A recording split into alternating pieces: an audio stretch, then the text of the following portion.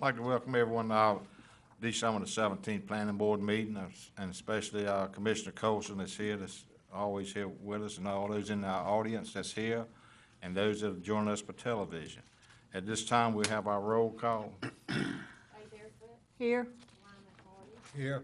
Wanda Harrington. Thomas Harris. Here. Aaron Hines. Here. Ricky Hines. Here. Clayton Malloy Jr. Matt Nobles. Here. Johnny Penner. Here.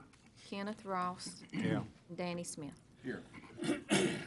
This time, we have our prayer by Johnny Piner and our pledge by Ricky Hines. We all stand. Let's pray together. Dear Lord, thank you for this beautiful day that you've given us, the many blessings that we all enjoy. We just ask a special blessing on each one gathered here tonight. And you just be with us now as we go about our agenda, that any and all things that we do will be in the best interest of all parties that are a part of this. Be with us now, guide and direct us as you'd have us to go. Amen. Face the flag. Pledge allegiance To the flag of the United States of America, and to the republic for which it stands, one nation, under God, indivisible, with liberty and justice for all.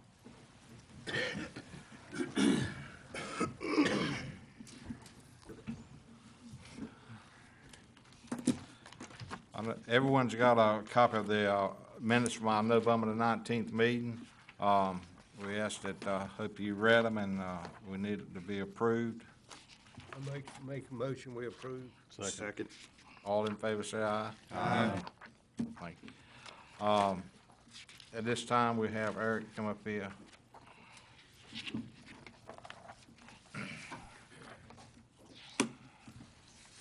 Good evening, Mr. Chairman.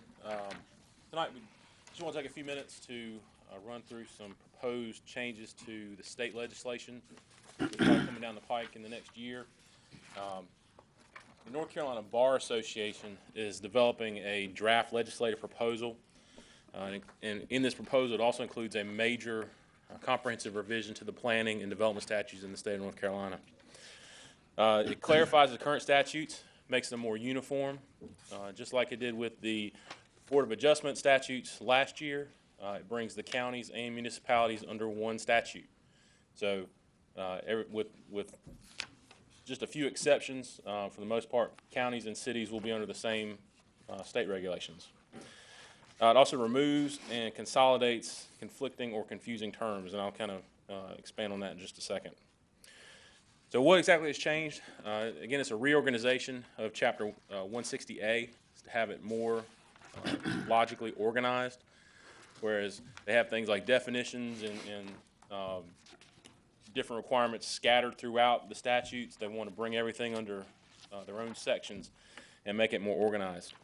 Again, municipalities and counties will be subject to the same statute. So counties, rather than being under 153A, will be now under the 160 statute that the municipalities use. With that reorganization, they're also adding headings to the sections. Currently, the language in there it doesn't have any headings, so some sections it just goes right into the text. So they're adding headings to make it easier for you to find what you're looking for. The common law vesting is codified. This is the language that the courts have determined justifies a vested right for projects. It was found in the case law. It wasn't necessarily in the statutes, and so they're adding that information to the statutes to make it legal for everybody. The big one that we found so far is it removes duplicate or outdated terms, such as conditional use permits and special exception. So what this does is essentially, there's so many different terms in the statutes that use the word conditional. There's conditional zoning, there's conditional use permits, there's conditional use district rezonings. They want to sort of consolidate all that. So everything that was a conditional use permit under the statutes is now going to be a special use permit. And so that's going to affect some of our processes as well.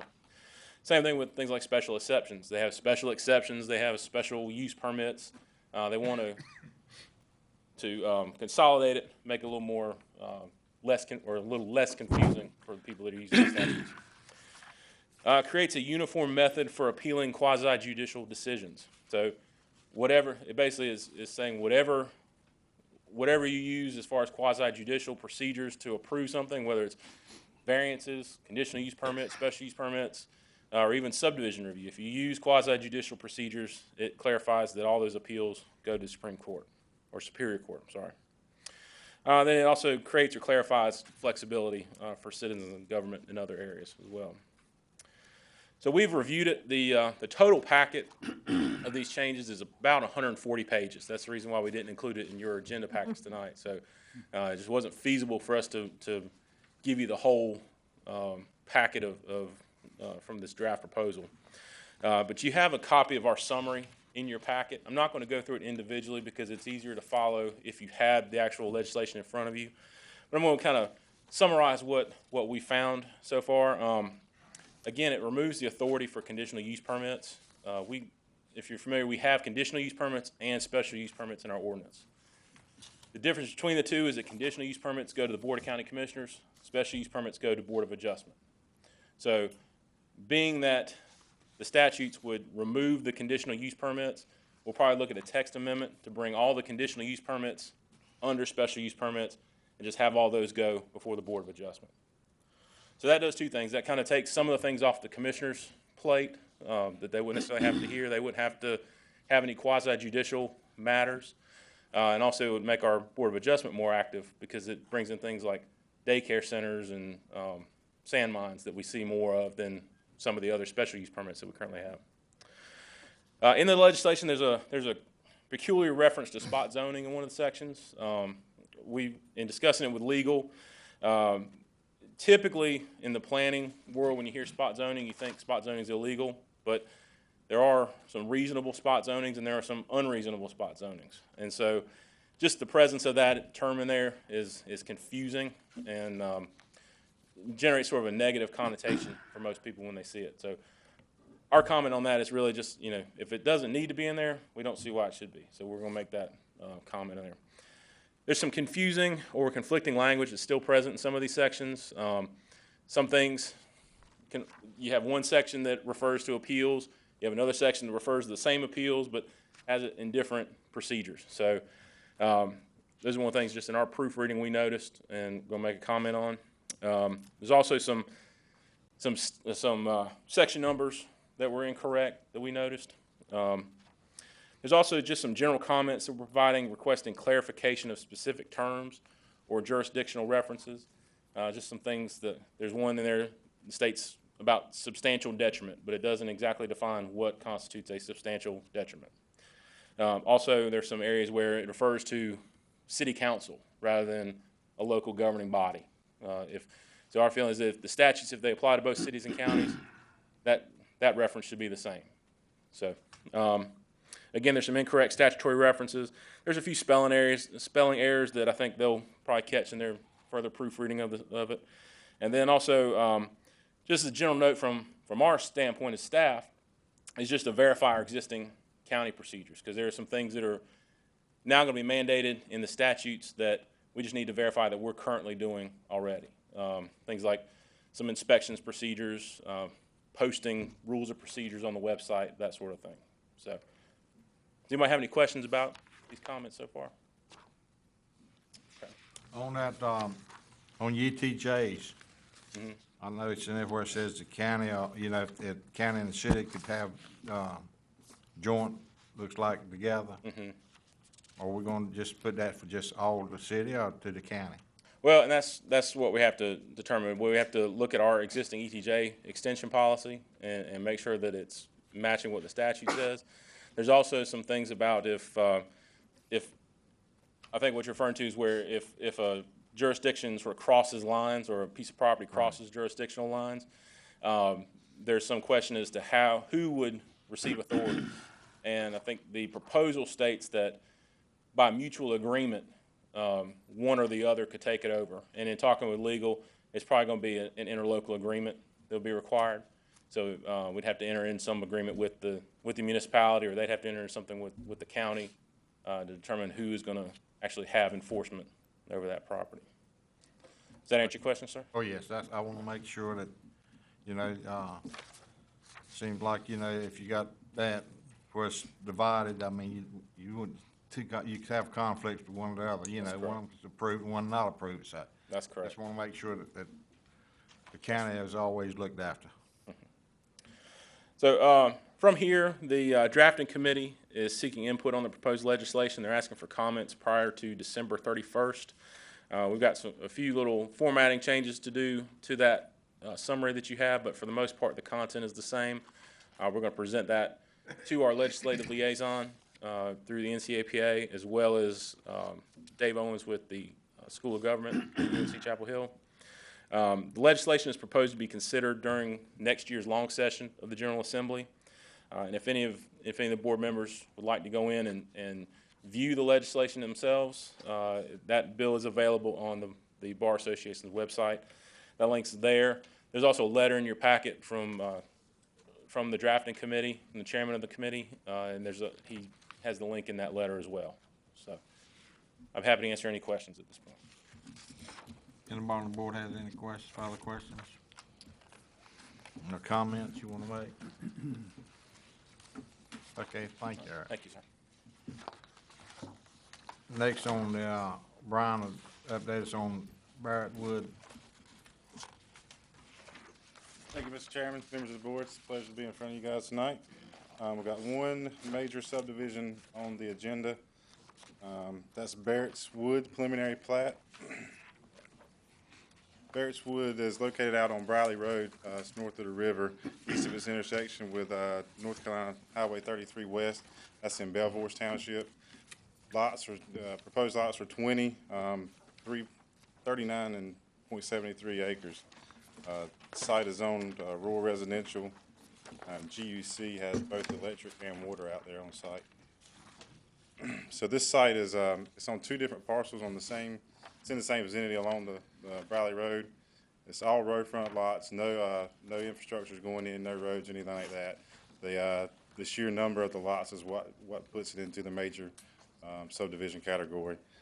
Sent out notices to 18 adjacent property owners. Here's your site area on the screen there.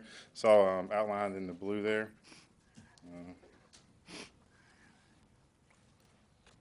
So just a few conditions and requirements worth noting.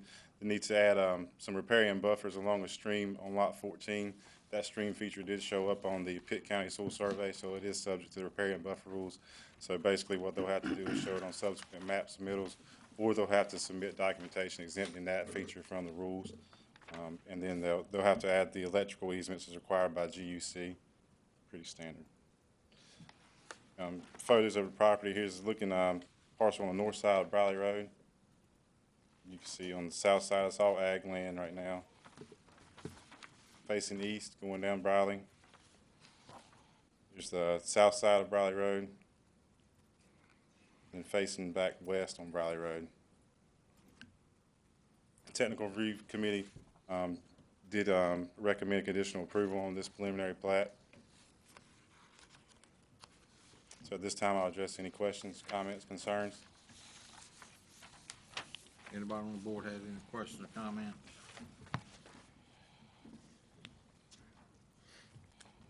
Do we have anybody sign up for anything tonight, Tabbage? Okay.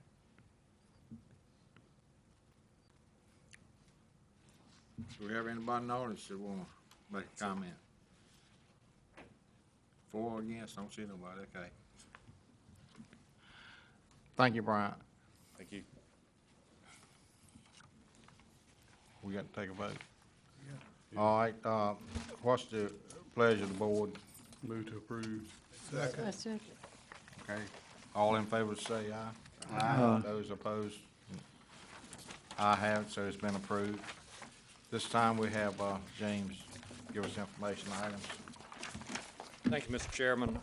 Just a few short items for you tonight. Just wanted to, I think we've mentioned to you, our staff's been involved with several recreation planning activities at the district park. And if you haven't been out to the Alice F. King District Park of late, you should go.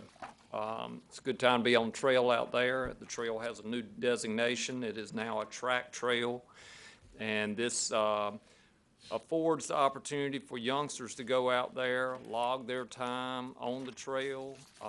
This has been, we got some signage and other things you can see on the screen. We had a ribbon cutting last week for it, and it gives some of the school kids and other kids going out there an opportunity to log their time on the trail if they're out there walking or running.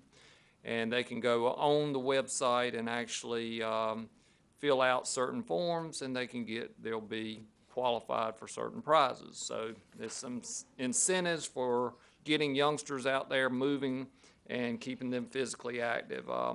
Were a number of agencies involved with this particular project, from Blue Cross Blue Shield, also the Blue Ridge Parkway. Had a guy come down from the mountains for the ribbon cutting, and the NC Recreation and Park Association. And again, public health has been involved, our planning staff, certainly community schools and recreation. A number of agencies been actively involved in getting this designation out there. As a reminder too, we'll be sending you some information about this. We're in the midst of updating the site plan for the district park. And we do have a consultant online with that, but staff is also assisting. And we have another public meeting coming up in January. We'd certainly like the viewing audience and the planning board members as well to come out for that. You'll see some of that posted in the county page ads soon. Also, a follow-up item from your last month meeting where you held a public comment session concerning the water supply watershed regulations. The commissioners at Monday night's meeting did approve that section. It is effective immediately, so the high-density option is now available for developers within that water supply watershed area. Remember, this is an overlay district within our zoning ordinance, so you've got your underlying zoning regulations, and these water supply watershed regulations come over top of those. This is primarily upstream of the surface water intake on the Tar River, so it does include areas such as Belvoir, and the town of Falkland itself also has these requirements in place. Another item from Monday's commissioners meeting, planning staff has also been involved with the 10-year plan to end chronic homelessness. We now have a new partnership with the United Way here in Greenville and Pitt County, and the board agreed that the United Way would become the lead agency for this project. It's a lot of good reasons why they should be the lead agency. They're a nonprofit agency, kind of neutral around the community, and possibly able to bring in additional grant funds. So the commissioners are providing some funding that typically came through our budget at the planning office, now goes to them. And we did have an advisory board that served with the 10-year plan, and that's been disbanded for another group that's already sanctioned by the state. So hope to continue our good efforts in eliminating chronic homelessness here in the community over the next 5 years. We've had some good successes over the first 5. And with that, Mr. Chairman, always a lot of information on our website. We certainly welcome you and the viewing public to visit us on the planning website. And certainly if they have any questions, they can contact us at the office. And also, since it is our last meeting before the holidays, we certainly want to say Merry Christmas to you, as well as to all our viewing public. So with that, Mr. Chairman, that's all we have for tonight. Okay, anybody else have anything? Move to adjourn. All right, got a motion to adjourn. Second. Okay, meeting's adjourned. Thank y'all.